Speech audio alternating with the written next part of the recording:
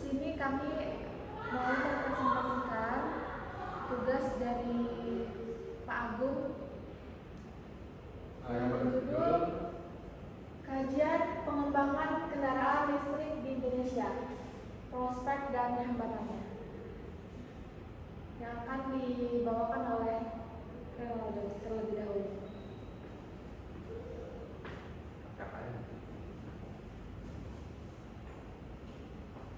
Oke, sektor transportasi adalah kontributor utama bagi konsumsi bahan bakar fosil dunia dan emisi gas rumah kaca. Pada tahun 2013, energi yang dihabiskan di 22 sektor transportasi terdiri dari 27,6% dari total konsumsi energi di dunia dan 92,6% dari jumlah didasarkan pada konsumsi produk minyak.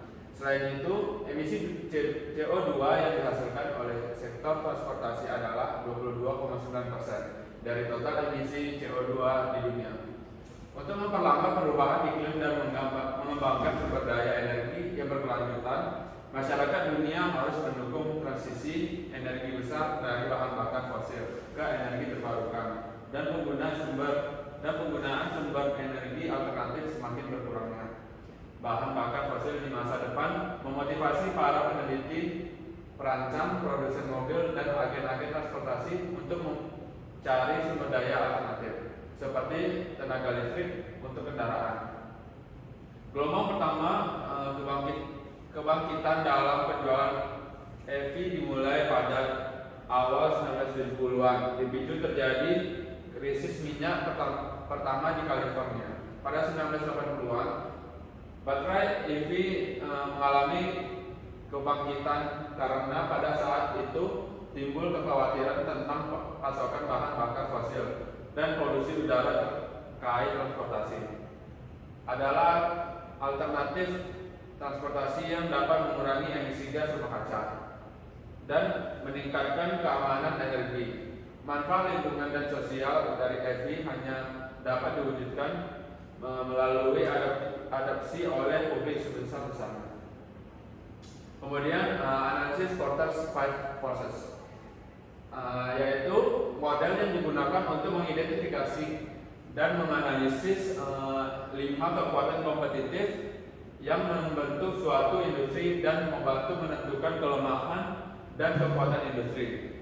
Yang pertama itu ada hambatan bagi pendatang. Hambatan terkait dengan pendatang baru seperti yang pertama, belum adanya kebijakan penggunaan dan pengembangan kendaraan listrik di Indonesia. Yang kedua, tingginya harga biaya kepemilikan kendaraan listrik tinggi bagi masyarakat Indonesia. Yang ketiga, perbedaan tingkat kemudahan berusaha di Indonesia untuk memulai pabrikan di Indonesia. Yang keempat, memerlukan modal yang besar seperti mengadakan sendiri infrastruktur pengisian daya di tempat umum. Kemudian ada pun daya tawar pembeli. Daya tawar pembeli ini terkait dengan yang pertama, belum ketatnya regulasi dalam pengurangan gas rumah kaca. Yang kedua, tingginya harga dan biaya kepemilikan kendaraan listrik dibandingkan kendaraan konvensional. Yang ketiga, belum tersedianya infrastruktur pengisian daya di tempat umum. Kemudian adapun daya tawar pemasok. Untuk menganalisis daya tawar pemasok terkait dengan yang pertama, banyaknya pemasok kendaraan listrik di dunia yang dapat diajak bekerja sama. Kedua, Indonesia merupakan pemain baru dalam industri kendaraan listrik. Ketiga, terdapat keinginan Indonesia untuk memproduksi sendiri dalam negeri dengan mengandalkan bahan baku lokal. Kemudian selanjutnya itu ada hambatan bagi produk berganti. Selanjutnya terkait dengan hambatan bagi produk pengganti, yaitu yang pertama, harga dan biaya kepemilikan kendaraan konvensional lebih rendah dibandingkan kendaraan listrik. Yang kedua, belum ketatnya regulasi dan insentif dalam penggunaan kendaraan listrik. Kemudian selanjutnya ada pun tingkatan persaingan bisnis. Selanjutnya untuk tingkat persaingan bisnis dapat dilihat seperti yang pertama, Indonesia masih baru dalam industri kendaraan listrik. Yang kedua, kompetisi dengan merek besar untuk pasar lokal dan ekspor. Yang ketiga, tinggi harga beli dan biaya kepemilikan kendaraan listrik dibandingkan kendaraan konvensional. Yang keempat, belum adanya regulasi dan insentif dalam produk dan pengembangan kendaraan listrik. Kelima, hal di atas diukur tingkat tinggi dan rendahnya kekuatan yang ada untuk melihat posisi Indonesia yang bercita-cita ini menjadi negara penghasil kendaraan listrik di dunia. Kemudian dari kelima hal tersebut dapat diperoleh asumsi sebagai berikut. Yang pertama itu adalah berikut ini adalah tingkatan persaingan bisnis, yaitu tinggi. Kemudian adapun daya tawar pembeli, kemudian hambatan bagi produk pengganti dan daya tawar pemasok, dan juga hambatan bagi pendatang baru. Kemudian analisis situasi perkembangan penggunaan EV di dunia. Berdasarkan data dari International Energy Agency atau IEA yang bertuang dalam Global EV Outlook, perkembangan penggunaan EV di dunia saat ini berkembang 24 dengan cepat. Pada tahun 2018, armada mobil listrik secara global melebihi 5,1 juta, naik 2 juta dari tahun sebelumnya dan terjadi hampir 2 kali lipat jumlah penjualan mobil listrik baru. Republik Rakyat Tiongkok tetap menjadi pasar mobil listrik terbesar di dunia, diikuti oleh Eropa dan Amerika Serikat. Norwegia tetap menjadi pemimpin global dalam hal pangsa pasar mobil listrik terbesar sebesar 4.696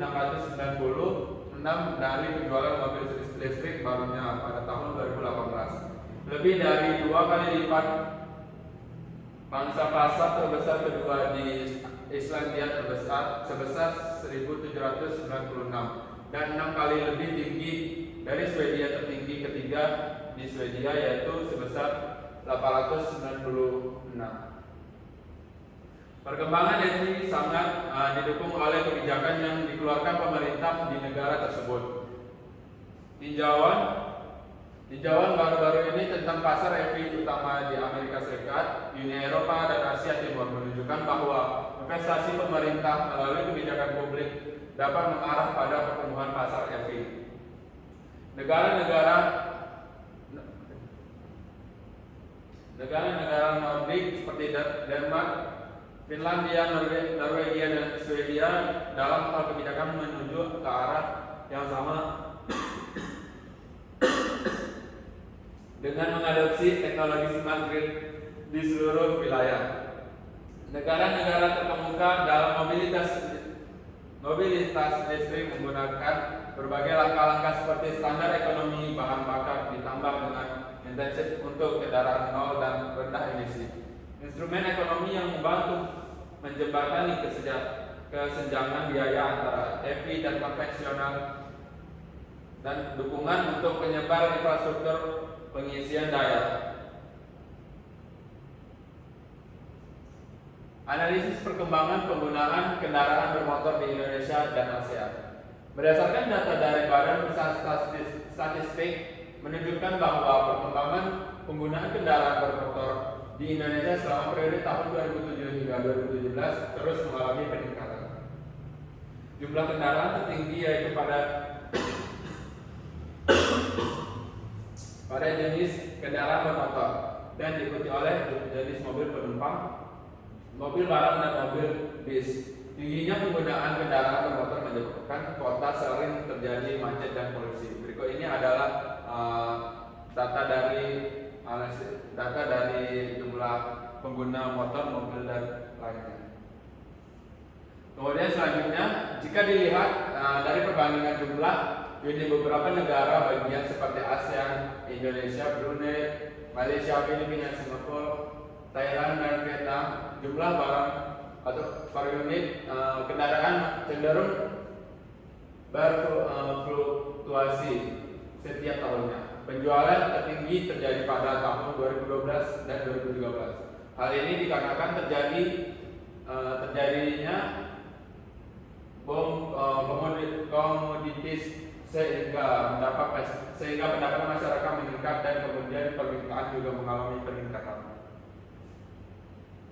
Berdasarkan data dari BPS mengenai perkembangan jumlah kendaraan bersumber berdasarkan jenisnya, telah terjadi peningkatan jumlah kendaraan bermotor secara keseluruhan sekitar 152.896 dalam kurun waktu 2007 hingga 2017, di mana peningkatan terbanyak terjadi pada jenis sepeda motor, diikuti oleh penumpang, mobil barang, dan mobil bis.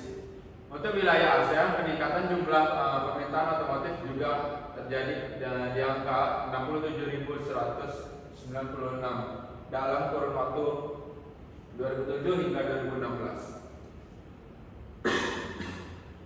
Dengan pasar terbesar adalah Indonesia dan Thailand. Sedangkan untuk produksi kendaraan bermotor di ASEAN, Thailand merupakan produsen utama di susul Indonesia. Berdasarkan data di atas, terlihat pertumbuhan pasar Indonesia dan ASEAN dapat menjadi peluang bagi industri otomotif Indonesia untuk meningkatkan produksinya untuk memenuhi kebutuhan dalam negeri dan juga pasar ASEAN.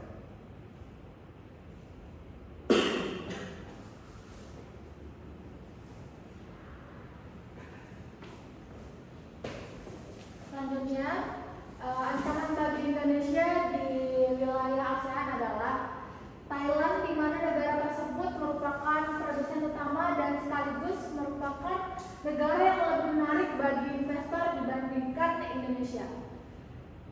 Salah satu yang membuat Thailand menarik bagi industri otomotif adalah negara tersebut mengadopsi kebijakan perlindungan yang hanya sedikit negara berkembang yang berhasil melakukannya.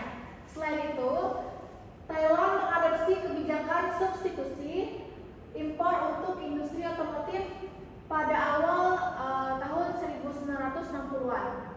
Sejak itu, Thailand telah menarik sejumlah besar produsen otomotif, terutama dari Jepang. Lebih menariknya, pesaing Indonesia untuk diajak berinvestasi adalah ancaman bagi Indonesia yang bercita-cita ingin menjadi pusat industri mobil listrik di dunia. Indonesia adalah pasar terbesar di wilayah ASEAN, tetapi merupakan pemasok kedua sesudah Thailand di wilayah ASEAN. Dalam hal teknologi kendaraan listrik, Indonesia masih terbilang baru, dan berdasarkan publikasi Bank Dunia pada September 2019, Indonesia tidak bisa mengekspor mobil listrik sebab Indonesia bukan bagian dari rantai pasokan otomotif global CNN Indonesia 2019. Tantangan dalam pengembangan industri kendaraan listrik. Sejauh ini, pergeseran dari paradigma transportasi jalan berbasis NPD ke elektromobilitas meningkat secara perlahan. Sementara berkendara dengan EV dinilai masih mahal dan tidak nyaman karena rentang tempuh kendaraan yang terbatas dan interval pengisian baterai yang lama. Inisiatif politik untuk menginternalisasi biaya lingkungan dan fase penghentian penggunaan mesin NPD masih cukup lemah. Standar emisi kendaraan juga belum terlalu menuntut agar dipatuhi.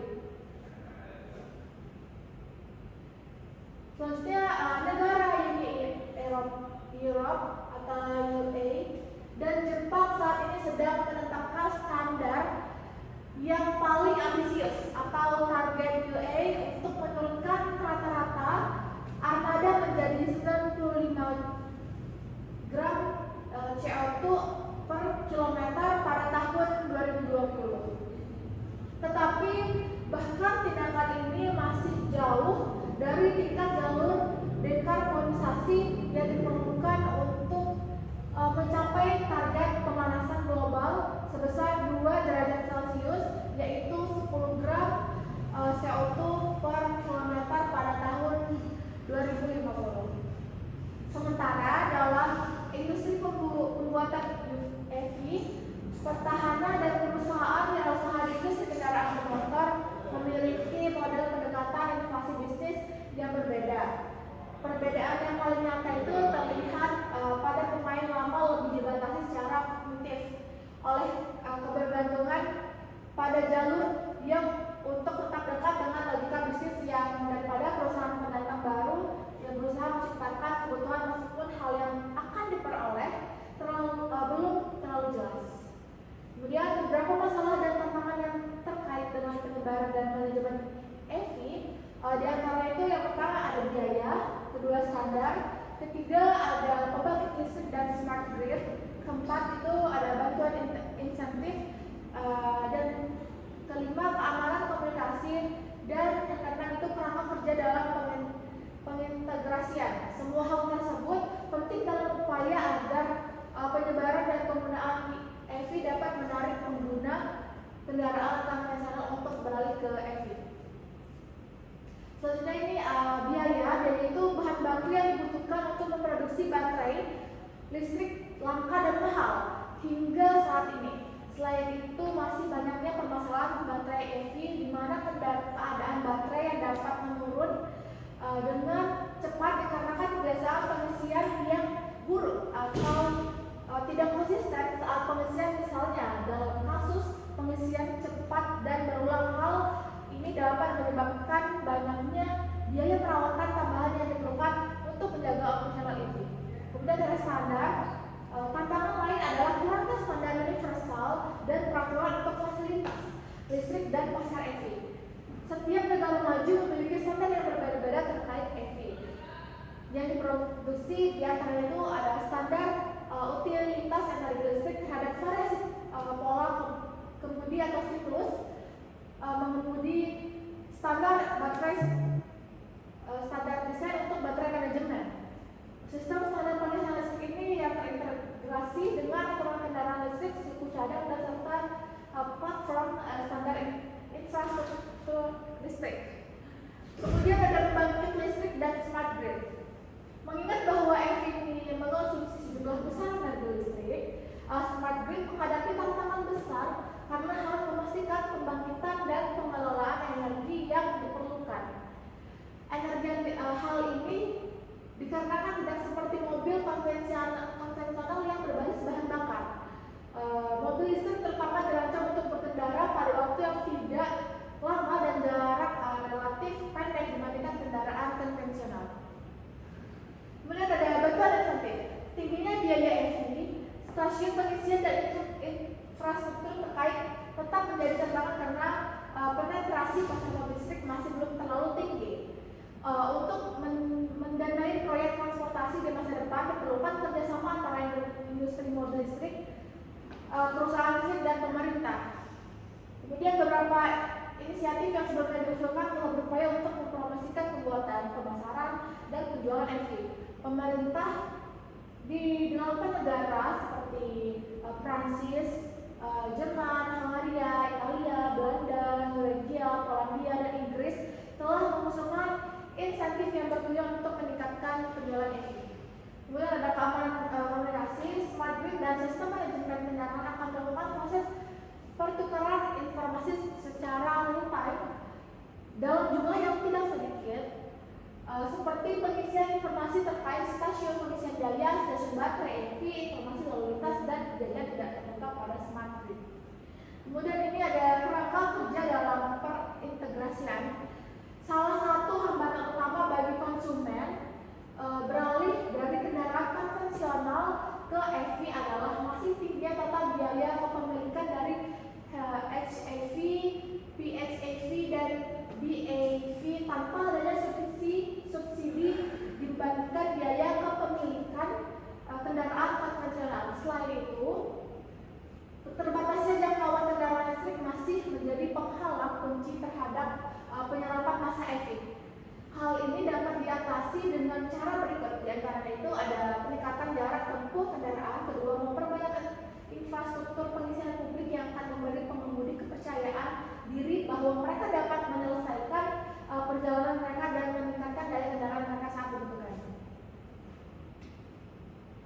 Kemudian ini ada analisa kesiapan Indonesia dalam mengembangkan kendaraan listrik, dukungan kesiapan infrastruktur. Ketika merancang strategi pengendali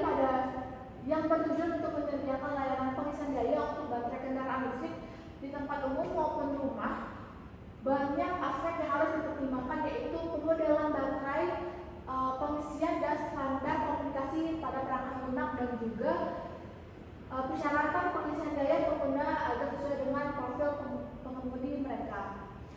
Sebagai sumber daya, listrik di Indonesia ini sangat bersumber dari pembangkit listrik tenaga uap, sekitar 61,60%, pembangkit listrik tenaga gas dan uap sekitar 16,13%, pembangkit listrik tenaga air itu sekitar 7,65%, pembangkit listrik tenaga diesel 7,16%, dan pembangkit listrik tenaga lainnya yaitu 7,46% dengan total listrik yang dibangkitkan sebesar 3,38 GWh dan listrik yang didistribusikan sebesar 222.963,73 GWh, dengan Pulau Jawa menerima distribusi terbesar dengan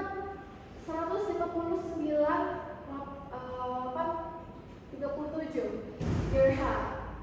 Hal ini akan menjadi tantangan besar bagi pemerintah jika dari pengembangan kendaraan listrik yang digunakan secara nasional dikarenakan akan terjadi permintaan pasokan listrik dari seluruh daerah di Indonesia, dan tentang terberat adalah penambahan daya listrik untuk daerah Pulau Jawa. Dukungan kemudahan berbisnis.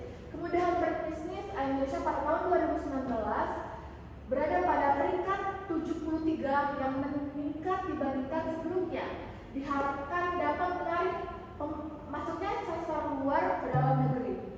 Momentum terbaik adalah saat terjadi perang dagang antara Amerika Serikat dengan Tiongkok pada tahun 2018. Dengan produk yang terkena dampak sebagian besar berasal dari Amerika Serikat dan Tiongkok. Indonesia dapat memanfaatkan pengaruh tarif tinggi yang diterapkan pada barang impor yang masuk kepada negara tersebut. Pengaruh dari tarif yang diterapkan Tiongkok paling serius pengaruhnya adalah untuk produk pesawat, kendaraan lainnya, tekstil, dan pakaian jadi. Tetapi Indonesia gagal memanfaatkan momentum tersebut, dan Thailand adalah negara yang paling cepat memanfaatkan momentum tersebut dengan mengumumkan intensif untuk menarik perusahaan atau kena imbas dari perang dagang Amerika Serikat dengan Tiongkok pada tahun 2019.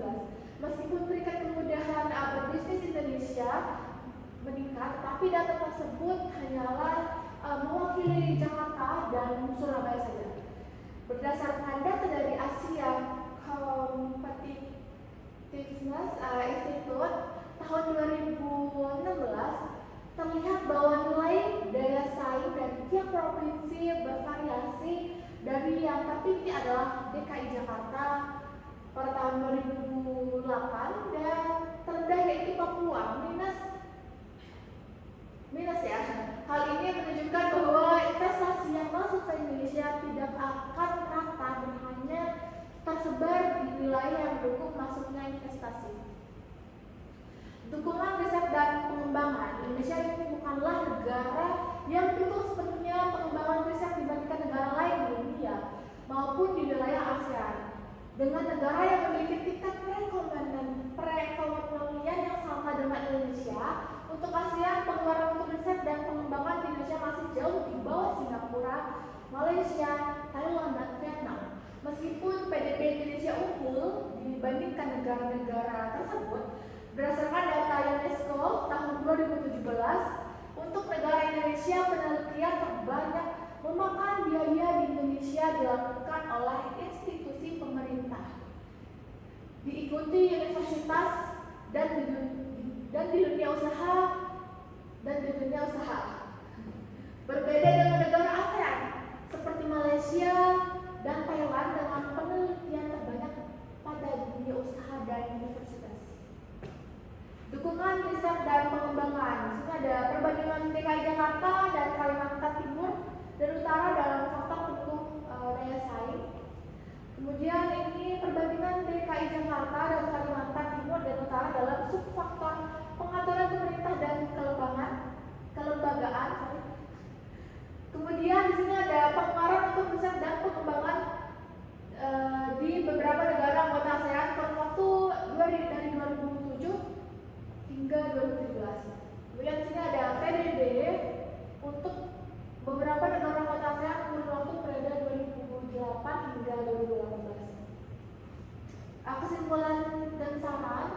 Kesimpulannya di sini ada pengembangan industri kendaraan listrik di Indonesia sulit untuk dilakukan dalam waktu jangka pendek maupun jangka panjang karena yang pertama itu ada tingginya biaya dalam pengembangan kendaraan listrik, terutama dalam memproduksi baterai kendaraan listrik. Meskipun Indonesia boleh berbangga diri memiliki bahan baku untuk listrik, bahan baku untuk pembuatannya, akan tetapi untuk memproduksi serta biaya perawatan dari baterai listrik dapat menjadi kendala untuk menarik orang berpindah ke kendaraan listrik. Kemudian yang kedua, Indonesia belum memiliki standar atau minimal memilih standar negara mana yang cocok dalam memproduksi kendaraan listrik. Standar dari tiap-tiap negara yang terlebih dahulu memproduksi kendaraan listrik berbeda-beda tergantung dari kondisi tiap-tiap negara. Kemudian yang ketiga, Indonesia belum memiliki infrastruktur pembangkit listrik yang dapat mendukung jika diberlakukan secara nasional dikarenakan akan terjadi lonjakan permintaan listrik secara nasional. Kemudian sarannya, jadi sarannya ini perlu adanya turunan yang jelas dari Peraturan Presiden Nomor 55 Tahun 2019 yang terbit pada tanggal 12 Agustus tentang percepatan program kendaraan berbasis listrik yang dianggap dapat menjadi pembuka era kendaraan listrik di Indonesia. Aturan turunan ini diharapkan dapat menjadi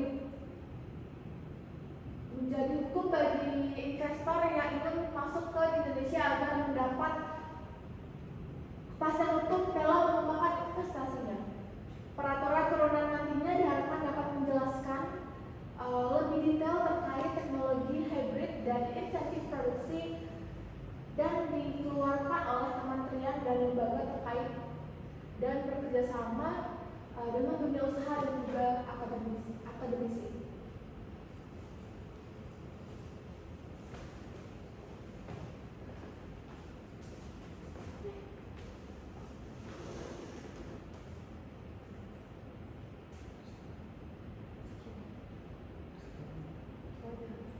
Sekian demikian presentasi dari kami, kurang lebihnya kami mohon maaf. Kami akhiri. Assalamualaikum warahmatullahi wabarakatuh.